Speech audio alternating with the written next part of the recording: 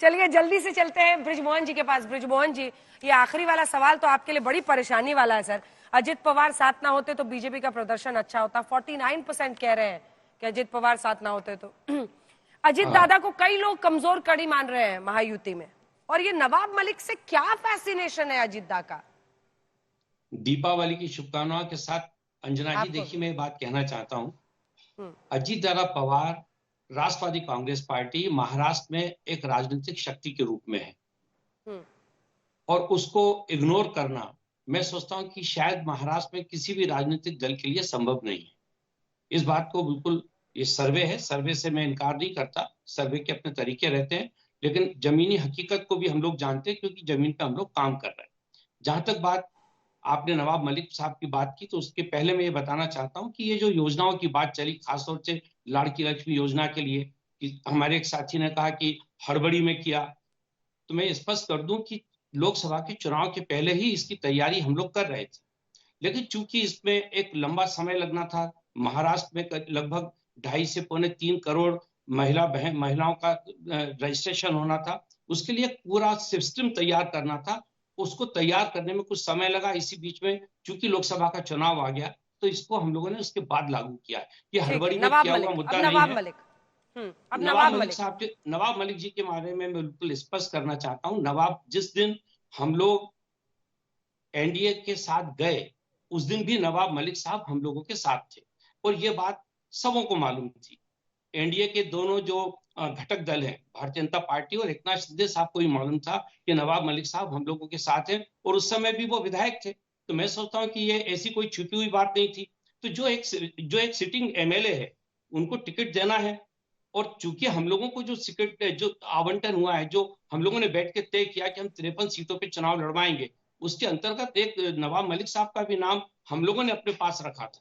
ये बात सच है कि बीजेपी लगातार नवाब मलिक साहब के लिए उस समय भी उन्होंने कहा था, वो बीच में भी इस प्रकार की बात चली थी, पर मैं ये मानता हूं कि इसको हम लोग बैठ के रिजॉल्व कर लेंगे। इस पे कोई बहुत बड़ा मुद्दा नहीं है। महायुति में किसी भी प्रकार का ना तो असंतोष है, ना एक दूसरे को लेकर किसी को लेकर किसी को अविश्वास। तो बात की बात है, वो तो सीधा टीवी पे बैठ के कह रहे हैं कि आपको पता ही था वो हमारे विधायक हैं, तब आपने हमको गले लगाया था।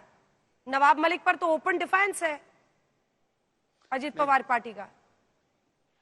ऐसा है अंजना जी, हम ना बटने वाले हैं ना कटने वाले हैं आज तक के सारे प्रयासों के बाद भी। जो ब्रिजमोहन जी और मुझे बात करनी है, मेरे नेताओं को बात करनी है, हम लोग कर देंगे, पर हमारी भूमिका स्पष्ट है। जब वो विधायक थे तब भी हमने उनका भरपूर विरोध किया था, आज भी हम उनका विरोध करेंगे, आगे भी उनका विरोध करेंगे। इसमें कोई क्लैरिटी आपको चाहिए तो मेरे मुंह से देख लीजिए, मैं वो वर्ड्स बोल रहा हूँ। परंतु आज मैंने 10 सेकंड में इतना सारा सवाल, रुक जाइए, महेश जी से ले ले, फिर एक साथ जवाब दीजिएगा। महेश जी से एक रिएक्शन ले लूं, फिर एक साथ जवाब दीजिएगा। महेश जी, मैं आऊंगी आपके पास लास्ट में। महेश जी, हाँ, ब्रिजमोहन जी सिर्फ एक लाइन में जवाब, एक लाइन में ब्रिजमोहन जी, टाइम खत्म हो गया है। बिल्कुल ये बात सच है। महायुति के तीनों जो नेता हैं, परिपक्व राजनेता हैं, तीनों बैठेंगे और तय कर लेंगे कि इस मामले में क्या करना है। किसी प्रकार की कोई नाटफाकी नहीं आएगी। हर कॉन्स्टिट्यूएंसी से एक ही उम्मीदवार खड़ा होगा, यह आप पक्का समझिए। ठीक है, जल्दी से एनसीपी शरद गुट के महेश जी देखिए, यहाँ पर आपकी भी पूरी महाविकास अघाड़ी को हम देख रहे हैं, बहुत सारी सीटें हैं जहां पर लोग डबल खड़े हो गए हैं। लेकिन अगर हम लोकप्रियता के पैमाने पर देखें तो शरद पवार 6% पर है। हालांकि अजित पवार से तो डबल ही है, लेकिन फिर भी मतलब आप लोग हमेशा दम भरते हैं कि मराठा नेता के तौर पर सबसे बड़े लोकप्रिय नेता वही हैं, और सीएम वाला पत्ता तो अभी आप लोगों ने खोला नहीं है। तो ऐसे में क्या माने? शरद पवार 6% के साथ, एक बार दिखा दीजिए ग्राफिक्स, 6% के साथ नंबर 4 पर है।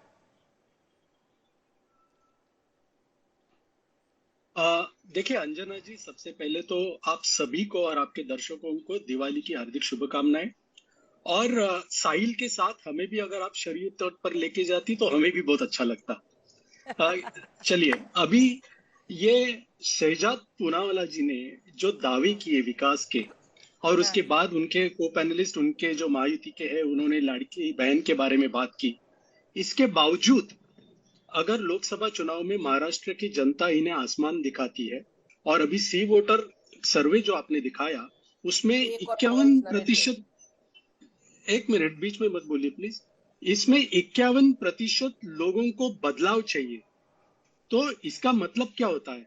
और एकनाथ शिंदे जी को अगर 23.5% जनता मुख्यमंत्री के रूप में देखना चाहती है, तो फिर 150 सीटें बीजेपी क्यों लड़ रही है? तो बीजेपी की कितनी जे वादे कर रही है वो इतने खोखले वादे हैं, और इसीलिए वो डर गए हैं। सुनिए एक बात, इसीलिए डर गए हैं, इनको पता है कि विकास के मुद्दे पर ये वोट नहीं मांग सकते, इसीलिए ये बटेंगे तो कटेंगे ये नारा लगा रहे।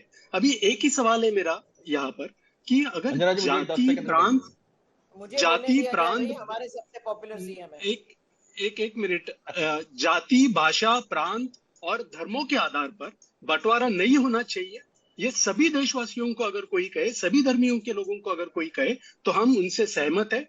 भारत की जनता ने एकजुट रहना चाहिए, तो ही भारत सुरक्षित रहेगा। लेकिन सिर्फ एक धर्म के लोगों को अगर कोई अपील करता है कि बटेंगे तो कटेंगे, तो मेरा शहजाद जी से एक सवाल है, बहुत सवाल उठेंगे इस पर। शहजाद जी, आपको मैं पूछना चाहता हूँ इस चैनल के माध्यम से, आप इस चैनल की ऑडियंस को भी बता दें और जनता को भी बता दें कि आप हिंदुओं को जब कहते हैं कि बटेंगे तो कटेंगे, तो क्यों कटेंगे, क्यों बटेंगे और क्यों कटेंगे, कैसे कटेंगे और कौन काटेगा, ये आप जनता को आज बता दीजिए। टाइम खत्म हो रहा है। अतुल जी सिर्फ दो लाइन में जल्दी से 2 लाइन बोलिए, फिर जवाब देंगे शहजाद। अंजना जी, ये तो बड़ा अन्याय है। अभद्र युति है ना, अभद्र युति जो ऑडियो नीचे कर दीजिए। अभी सामने दिख गया, अभद्र युति का सामने दिख गया, ब्रजमोहन जी क्या कह रहे हैं और शहजाद जी क्या कह रहे हैं। तो शहजाद जी बटेंगे तो कटेंगे किसके हाथ से? तो अदानी के हाथ से कटेंगे, ये महाराष्ट्र की जनता जानती है और लोकसभा में दिखा दिया है। और दूसरी बात, हर बार एनालिसिस में 27% दिखाते हो आप बीजेपी को और 17% कांग्रेस को। तो कांग्रेस 17 सीटें लड़ी थी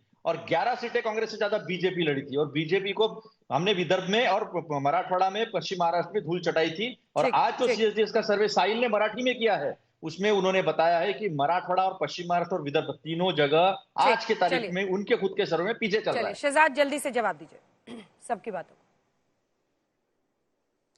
कई सारे सवाल है, मैं आपसे केवल 40 सेकंड अनइंटरप्टेड रिक्वेस्ट कर रहा हूं। जहां तक अडानी का सवाल है, अतुल जी पहले अपने रेवंत रेड्डी को बोलो 100 करोड़ का चेक ना ले, उनको बोलो 12,000 करोड़ का एमओयू ना करे। आशुतोष जी ने जो आंकड़े पर कैपिटा इनकम के गिनाए हैं, मैं चुनौती देता हूं, उनके आंकड़े गलत है। मेरे पास 2012 से लेकर 2024 के आंकड़े हैं। एक ही time per capita income Maharashtra का गिरा था, वो था जब उद्धव ठाकरे जी सत्ता में थे। 1,89,000 से 1,82,000 हुआ था, आज 2,77,000 है, बड़ा है। एनीवेज मैं बीच में नहीं जाना चाहता, मेरा समय समाप्त हो जाएगा। तीसरी बात मैं पूछना चाहता हूं, प्लीज मैडम अंजना जी, मैंने आपसे रिक्वेस्ट किया था, आप हिंदुस्तान टाइम्स की रिपोर्ट पढ़ते रहिए। अंजना जी, मेरा संरक्षित समय, मैं आपसे रिक्वेस्ट कर रहा हूं, मैंने किसी के बीच में नहीं बोला। Please madam, I request you Anjana ji. Anjana ji, जो लोग उद्योग जिहाद की बात कर रहे हैं, उनसे पूछिए एक बार, अंजना जी उनसे पूछिए एक बार कि फॉक्सकॉन का प्रोजेक्ट कब गया? उद्धव ठाकरे के जमाने में गया। एफडीआई में नंबर 3 महाराष्ट्र कब हुआ? उद्धव ठाकरे के जमाने में हुआ। वसूली 100 करोड़ रुपए करने की अंबानी के घर पे बॉम्ब प्लांट किसने किया? सचिन वजे, जिसको किसने बचाया?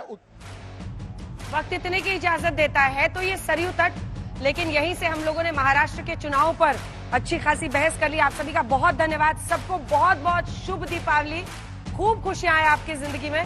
साहिल, नजारा आपने भव्य देखा, हमारे दर्शकों ने आपको देखिए महाराष्ट्र से सीधा देख लिया सरयू तट पर।